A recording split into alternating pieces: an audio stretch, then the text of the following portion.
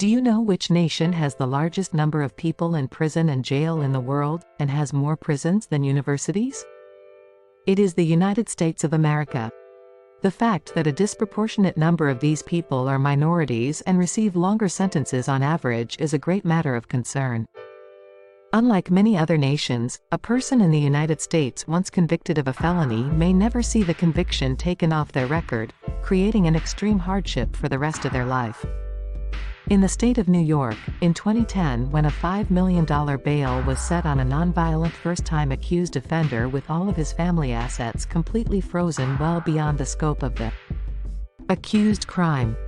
No accountability was present into where his 600-year-old family relics went, and the fact that the police stole them. That they were priceless was not even addressed. The chief of police, who was supposedly beyond repute, would be convicted of federal tax evasion some years later. This system is not delivering justice, but what can only be called selective punishment. Constitutional rights to a fair bail, and innocent until proven guilty, are just promises which are not kept. In fact, a person can be called an Indian citizen because of their ancestry, and the court will believe it. When called to prove this, the tape recording of the prosecutor can vanish conveniently. In essence, a license to use racism is accepted as means to a conviction and forced plea bargain. America preaches human rights abroad, while it practices a selective form of felonizing large parts of its population. A person might want to think twice the next time they presume a person is guilty as charged or innocent, as the system can be corrupt and manipulated. Perhaps a country which could go to war with falsified intelligence and present it to the United Nations in order to invade Iraq, can easily do the same to individuals who are even easier targets. After all, morality in one area cannot be far apart from another.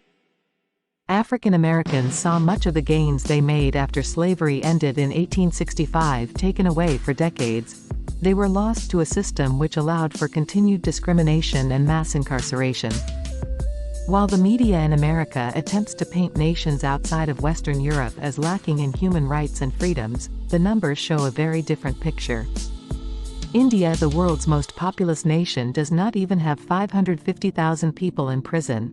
This is with a population 5 times larger than America. To put this into perspective, if the rates of incarceration were similar, the number of people in prison in India would soar to over 10 million people.